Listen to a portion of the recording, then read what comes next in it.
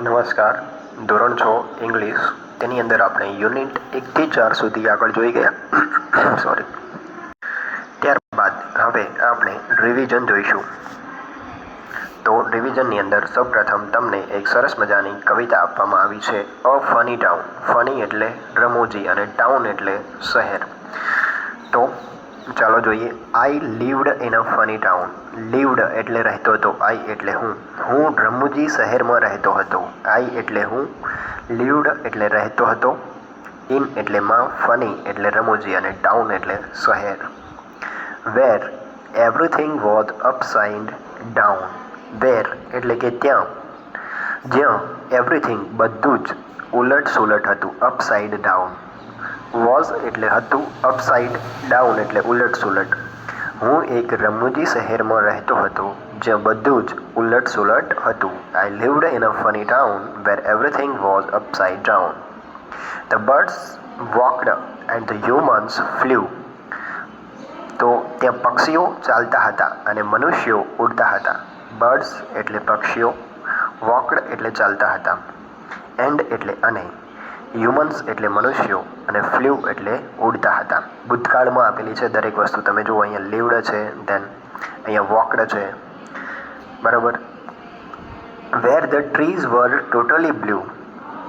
જ્યાં વૃક્ષો સંપૂર્ણપણે કેવા કલરના હતા? બ્લુ એટલે ભૂરા કલરના. ટ્રીઝ એટલે વૃક્ષો, વર એટલે હતા, ટોટલી એટલે સંપૂર્ણ, બ્લુ એટલે ભૂરો. તો where the trees were totally blue. તો કેવું શહેર હતું? બર્ડ્સ વોકડ એટલે કે પક્ષીઓ ચાલતા હતા, મનુષ્યો ઉડતા હતા અને વૃક્ષો ભૂરા કલરના હતા. ટ્રીઝ ટોકડ એન્ડ લાફ્ડ અ લોટ. વૃક્ષો વાતો કરતા હતા અને ખૂબ હસતા હતા. ટ્રીઝ વૃક્ષો, ટોકડ એટલે વાતો કરતા હતા, લાફ્ડ એટલે હસતા હતા, લોટ એટલે ખૂબ જ. They stole each other's fruit and fought. તેઓ એકબીજાના ફળો ચોરતા હતા અને લડતા હતા. તેઓ સ્ટોલ ચોરતા હતા, ઈચ અધર એકબીજાના, ફ્રૂટ્સ એટલે ફળો, એન્ડ એટલે અને, ફોટ એટલે લડતા હતા. The bear was gentle, kind and sweet. તો ત્યાં રીંછ ખૂબ જેન્ટલ એટલે નમ્ર, દયાળુ અને મીઠા સ્વભાવનું હતું. બિયર રીંછ, વોઝ હતું, જેન્ટલ નમ્ર, કાઇન્ડ દયાળુ, એન્ડ સ્વીટ એટલે મીઠા સ્વભાવનું. He never ever ate raw meat. બરોબર. તે ક્યારેય કાચું માંસ ખાતું નહીં.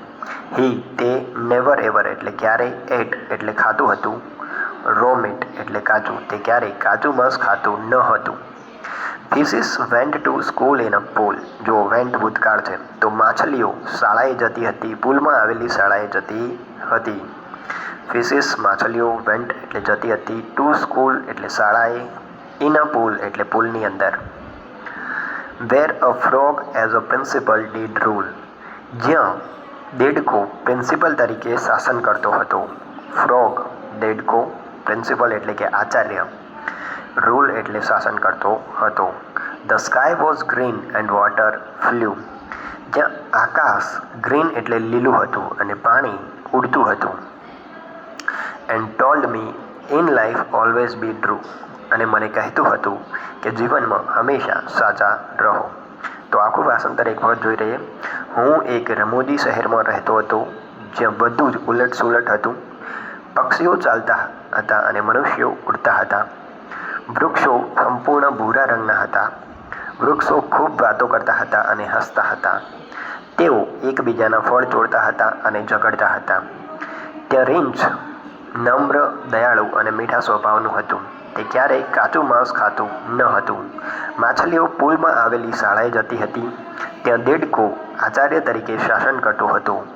આકાશ લીલા કલરનું હતું અને પાણી ઉડતું હતું. અને મને કહેતું હતું કે જીવનમાં હંમેશા સાચા રહો. તો સરસ મજાની કવિતા આપેલી છે તમને અહીં. ત્યારબાદ ઉદાહરણ પ્રમાણે કાવ્યમાંથી શબ્દ જોડકા જોડો. તો એક જેવા બોલાતા હોય તે શબ્દો તમારે અહીંયા લખવાના છે. જેમ કે ફ્લુ તો ટ્રુ, રાઇમિંગ વર્ડ કહેવાય. જેને બોલવામાં એક જેવા લાગે તેને શું કહેવાય? Rhyming word. Flu, true. Town, down. Lot, fought. Sweet, meet. Pool, rule and flew તો બ્લ્યુ. ત્યારબાદ છે નીચે આપેલી ક્રિયાઓ કોણ કરે છે? કાવ્યને આધારે શોધો, તે પરથી ઉદાહરણ મુજબ વાક્ય બનાવો. તો સૌ પ્રથમ છે ટોક. તો the trees talked a lot. Talk એટલે બોલવું, અને કોણ બોલતું હતું? વૃક્ષો ખૂબ જ બોલતા હતા. Trees talked a lot. Steal. Steal એટલે ચોરવું. તો the trees stole each other's fruit. વૃક્ષો એકબીજાના ફળો ચોરતા હતા. Fight with. ફાઇટ વિથ એટલે ઝઘડવું. The trees fought with one another. વૃક્ષો એકબીજા સાથે ઝઘડતા હતા. વન અનધર એકબીજા સાથે. વિથ એટલે સાથે. ફોટ એટલે ઝઘડતા હતા. ટ્રીઝ એટલે વૃક્ષો. ગો ટુ સ્કૂલ એટલે શાળાએ જવું. ફિશિસ વેન્ટ ટુ સ્કૂલ. માછલીઓ શાળાએ જતી હતી. ફિશિસ માછલીઓ વેન્ટ જતી હતી. ટુ સ્કૂલ એટલે શાળાએ. ફ્લાય ઉડવું. The water flew in the sky. પાણી આકાશમાં ઉડતું હતું.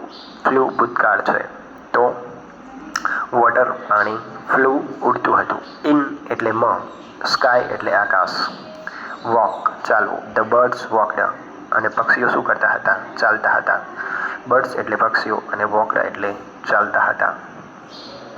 તે પછી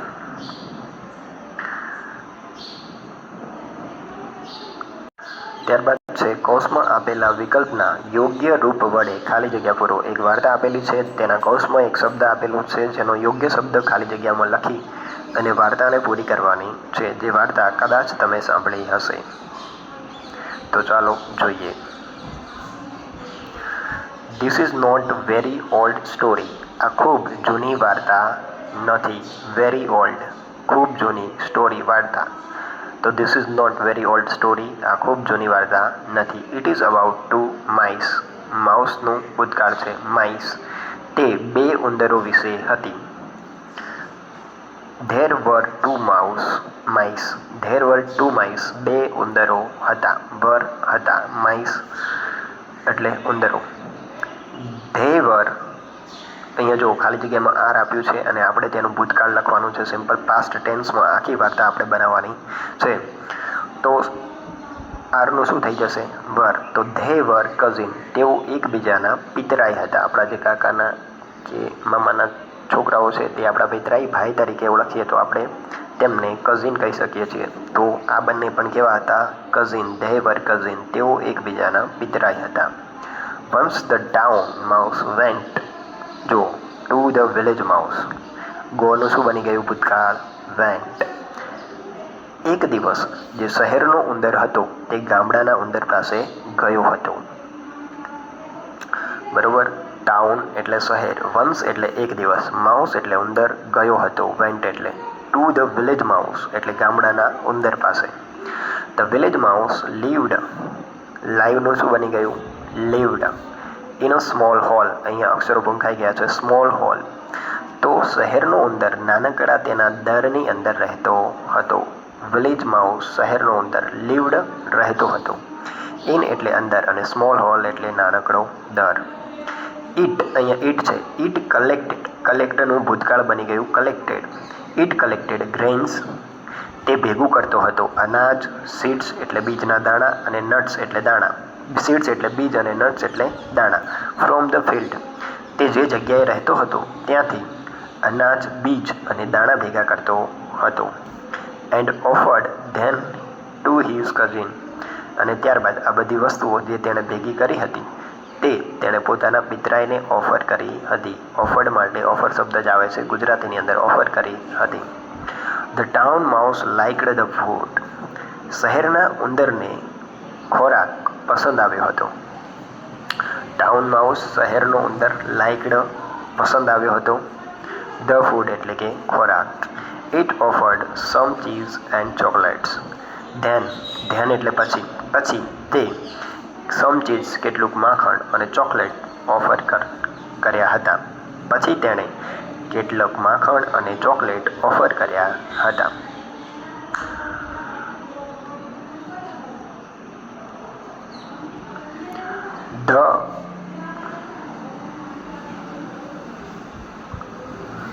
ત્યારબાદ અહીંયા જો the village mouse was very impressed. શહેરનો ઉંદર ખૂબ પ્રભાવિત થયો હતો. વિલેજ માઉસ શહેરનો ઉંદર વોઝ હતો વેરી ઇમ્પ્રેસ્ડ ખૂબ પ્રભાવિત. શહેરનો ઉંદર ખૂબ પ્રભાવિત થયો હતો. The town mouse invited its cousin to the town. જો ઇન્વાઇટનું ભૂતકાળ થઈ જશે ઇન્વાઇટેડ. શહેરનો ઉંદર તેના પિતરાઈને બરાબર ગામડાના ઉંદરને શહેરમાં શું કરે છે આમંત્રણ આપ્યું હતું શહેરમાં આવવા માટે. The village mouse joined its cousin. ગામડાનો ઉંદર તેની સાથે જોડાયો હતો તેના પિતરાઈ સાથે જોડાયો હતો. ક્યાં જવા માટે? શહેરમાં જવા માટે. વિલેજ માઉસ ગામડાનો ઉંદર જોઈન્ડ જોડાયો હતો. જોઈન એટલે જોડાવું. ઇટ્સ કઝિન તેના પિતરાઈ સાથે. They travelled by milk van. હવે તેઓ દૂધની ગાડીમાં તેમણે સફર કરી હતી. દેખો ઉંદર છે એમની પાસે પોતાનું વાહન તો છે નહીં તો તેઓ બીજી ગાડીમાં જ જશે. તો શું કરે છે તેઓ ટ્રાવેલ્ડ સફર કરી હતી બાય મિલ્ક વેન એટલે કે દૂધની ગાડીમાં તેમણે સફર કરી હતી. They reached at the town. તેઓ શહેર પહોંચ્યા હતા. તેઓ રીચડ એટલે પહોંચ્યા હતા. એટ ધ ટાઉન એટલે શહેર. માઉસ પ્લેસ ઉંદરના જગ્યાએ ઉંદર જ્યાં રહેતો હતો ત્યાં પહોંચ્યા હતા. It had a cupboard in house. હેવનું ભૂતકાળ બની ગયું હેડ. તેની પાસે હેવ હેઝ તમને ખબર છે. તેની પાસે ખૂણામાં એક તિજોરી હતી. શું હતું? કપબોર્ડ એટલે તિજોરી. ઇન હાઉસ એટલે ઘરમાં ખૂણામાં નહીં ઘરમાં. Okay. The village mouse was impressed with the place.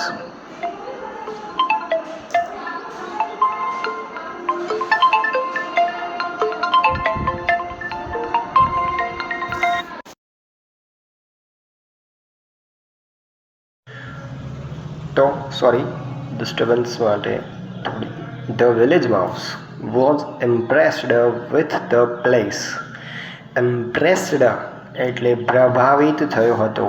ઇમ્પ્રેસનું ભૂતકાળ થઈ જશે.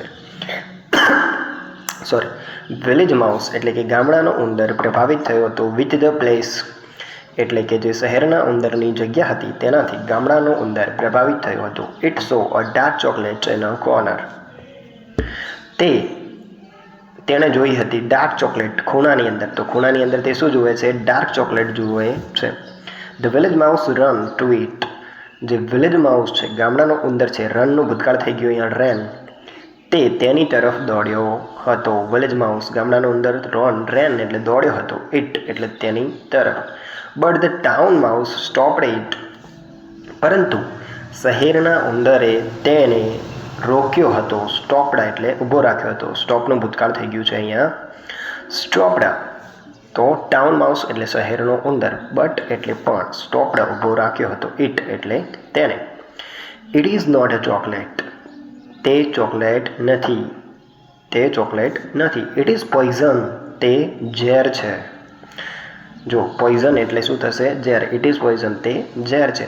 The village mouse became fearful after this. જે ગામડાનો ઉંદર છે તે તેના પછી ખૂબ જ ડરી ગયો હતો. ભયભીત થઈ ગયો હતો. ફિયરફુલ બીકેમ થયો હતો. તો બીકમનું ભૂતકાળ અહીંયા બીકેમ કરી દીધું છે આફ્ટર ધીસ. તો આ સાંભળ્યા પછી જે ગામડાનો ઉંદર હોય છે તે ખૂબ જ ભયભીત થઈ ગયો હતો. હી રિટર્નનું ભૂતકાળ returned to his village immediately. તે ઝડપથી પોતાના ગામે પાછો ફર્યો હતો. પાછો ફર્યો હતો. રિટર્ન્ડ હિઝ વિલેજ તેના ગામે. ઇમિડિયેટલી એટલે તરત જ. ઓકે. ત્યારબાદ છે વાર્તાના આધારે નીચેના વાક્યોને યોગ્ય ક્રમમાં ગોઠવો. તો ચાલો જોઈએ. દેખો સૌ પ્રથમ વાક્ય આવશે the town mouse visited its cousin. એટલે કે શહેરના ઉંદરે તેના પિતરાઈની મુલાકાત લીધી હતી. વિઝિટેડ એટલે મુલાકાત લીધી હતી. બીજા નંબરે આવશે the village mouse collected food from the field. એટલે કે ગામડાના ઉંદરે કલેક્ટેડ ભેગું કર્યું હતું. ફૂડ એટલે ખોરાક. ફિલ્ડમાંથી એટલે ક્ષેત્રમાંથી જ્યાં તે રહેતો હતો તે ફિલ્ડમાંથી. ત્રીજા નંબરે આવશે the town mouse offered some chocolates to its cousin. તો શહેરના ઉંદરે કેટલીક ચોકલેટ ઓફર કરી હતી તેના પિતરાઈને. ચોથા નંબરે આવશે the village mouse went to the town, એટલે કે ગામડાનો ઉંદર શહેરમાં ગયો હતો. અને પાંચમા નંબરે આવશે the village mouse ran to the corner for the chocolate, ગામડાનો ઉંદર ખૂણા તરફ દોડ્યો હતો ચોકલેટ માટે. Ran to the corner.